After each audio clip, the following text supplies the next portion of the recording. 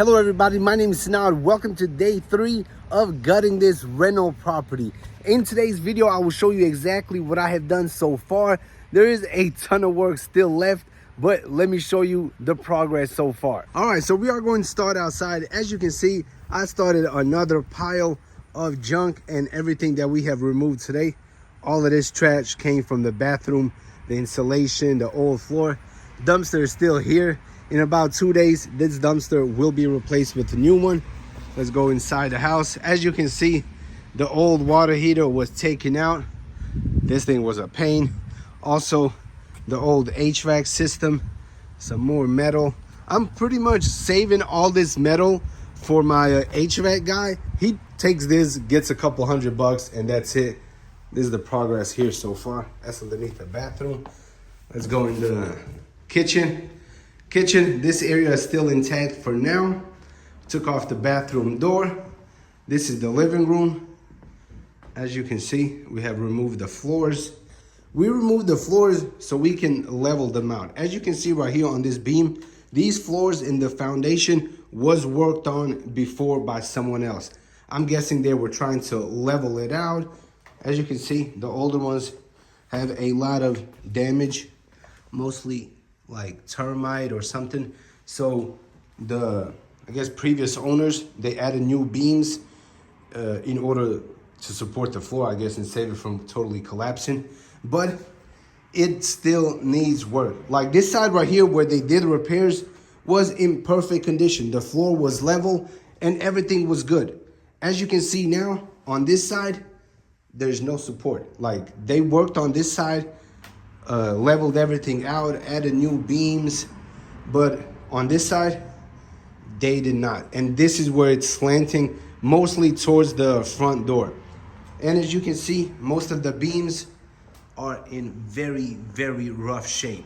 Water damage, maybe termites. I believe in this area is water damage simply because I guess when they were walking in with the shoes, the water kept settling and going in, or maybe when it rains, it hits the door, goes underneath and damages this. So right now I'm waiting for my foundation guy.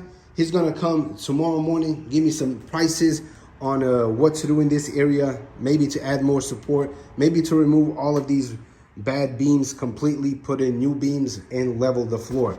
So I will have more information on this tomorrow. Let's go over to this other room right here.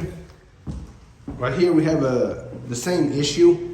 The floor was dry rotted from water damage, but the beams underneath, they look pretty healthy, and it looks like it was repaired as well. The reason I believe the area right here was dry rotted is because the water was coming in from the bad roof. The roof on this house is in horrific shape. So I believe it was going on the side of the house and coming back through the floor and then causing it to rot. So we cut that out area, cleaned it out. The same dude that's gonna do the foundation here will fix that as well.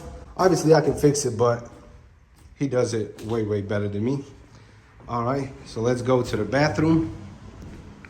Check it out, the door was removed.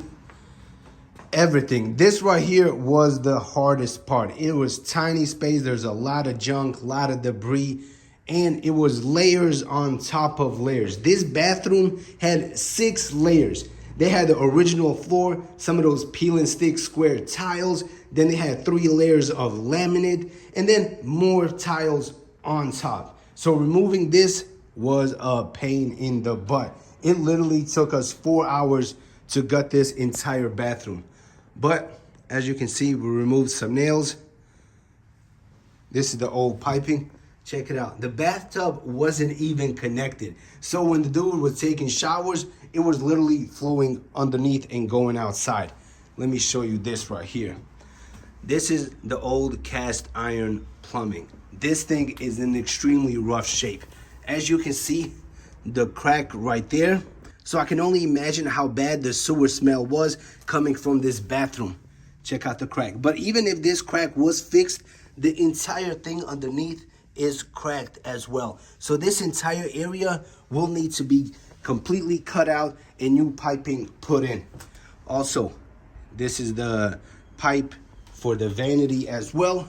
As of right now, I'm not 100% sure if we will attempt to tackle this or if we will get a professional to come to redo the entire plumbing in this bathroom. Most likely, we're gonna hire someone to do this. That's the spigot that goes outside. Right here was the HVAC system and the water heater, as you can see. It's in a rough shape as well. My HVAC guy is also coming tomorrow to give me some prices. So all of this will be replaced. The water heater goes right here. Look at this window. Those are 4-pound weights. I guess that is how you open these old school windows. I'm still looking for a company or a place to get windows. I need all 10 of them. And I called multiple companies, but they are extremely far out. Literally 2 months to get the windows replaced. In this house, there's a total of 10 windows that need to be replaced, and all of them are different sizes, except the ones in the living room. So after calling multiple companies, the wait time is around 2 months. And personally, I do not have 2 months to wait to get the windows. I will be going to a local store, maybe one of those discount places, buy the windows and have one of my guys put it in for me. That way I do not waste 2 months waiting. All right, so that is what we have done so far on day 3. Next step, obviously the plumbing here. We're gonna gut this area right here. We're gonna remove this entire floor because it has water damage. This floor was gonna get it fixed and a ton of other stuff as well. So that is all for this video. Today, the only money that I spent was $5 on some Polar Pops from the gas station.